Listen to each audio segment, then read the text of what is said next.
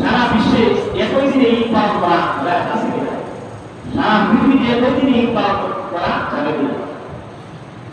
দেখেন এমন একটা প্রশ্ন সারা বিশ্বের মধ্যে সাধারণ কিছু ভদ্রলোক আছে তারা প্রশ্ন তুলে কিছুদিন আগেও প্রশ্ন করছে মানবতার ব্যক্তিত্ব বাহিনী রাষ্ট্র বসবাস করে যে আমি আমাদেরকে বলছি আপনারা একটু ছুটি করে দেখেন একই সঙ্গে ঈদ করা যায় কিনা।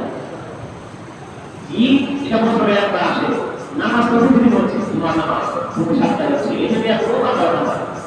সৌদি আরবে যখন জুমার নামাজ অনুষ্ঠিত হয় তখন আমাদের জুমার নামাজের সাথে মিলবে কি বলেন, পাঁচক্ত নামাজ তাদের সাথে আমাদের সাথে এক করা নেই, জানেন না কেন?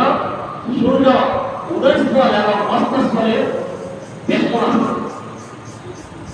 সূর্য যখন অস্ত যায় আমাদের দেশে যখন আগে যায় তখন দেখবেন বৈদেশিক পাওয়া যাচ্ছে, বৈদেশিক যখন আগে উঠে তখন আমাদের দেশে পরে উঠে।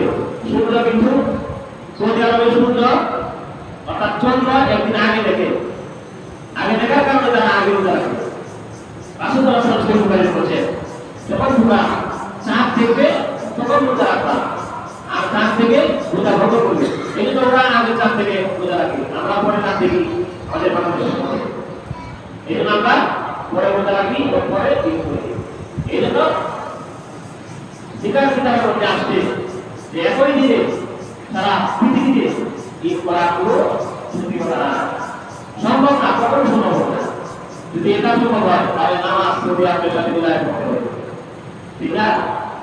রোজাও সৌদি আরবের সাথে মিলায় রাখেন।